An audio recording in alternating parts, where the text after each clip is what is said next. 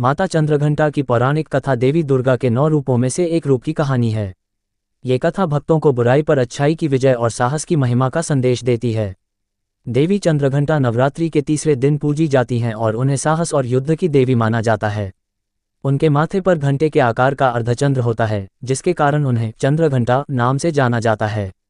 ये रूप शांति और कल्याण का प्रतीक है, परंतु जब दुष्ट शक्तियों का नाश करना हो तो देवी अत्यंत क्रोधपूर्ण और युद्धक मुद्रा में आ जाती हैं।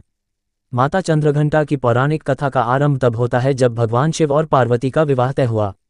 देवी पार्वती ने भगवान शिव को पति रूप में पाने के लिए कठोर तपस्या की थी।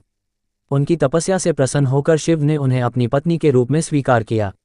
जब शिव अपने गणों के साथ देवी पार्वती से विवाह करने के लिए निकले तो उनका रूप बहुत विकराल और डरावना था। उनका शरीर राख से ढका हुआ था, बाल बिखरे हुए थे और उनके साथ अनेक भूत प्रेत और अघोरी गण चल रहे थे।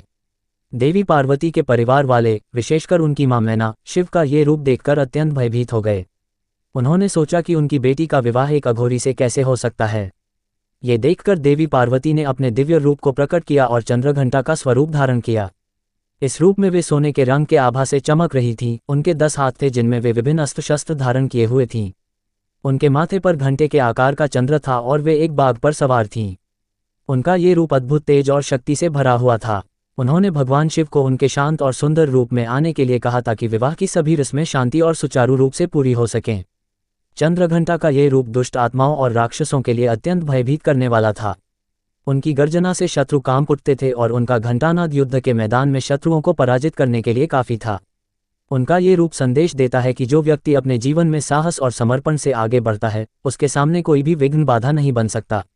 माता चंद्रघंटा की कृपा से भक्तों को साहस, वीरता और शक्ति की प्राप्ति होती है। वे अपने भक्तों के सभी संकटों को हर लेती हैं और उन्हें हर प्रकार की नकारात्मक ऊर्जा से बचाती हैं। उनके इस रूप की पूजा करने से जीवन में शांति और समृद्धि आती है।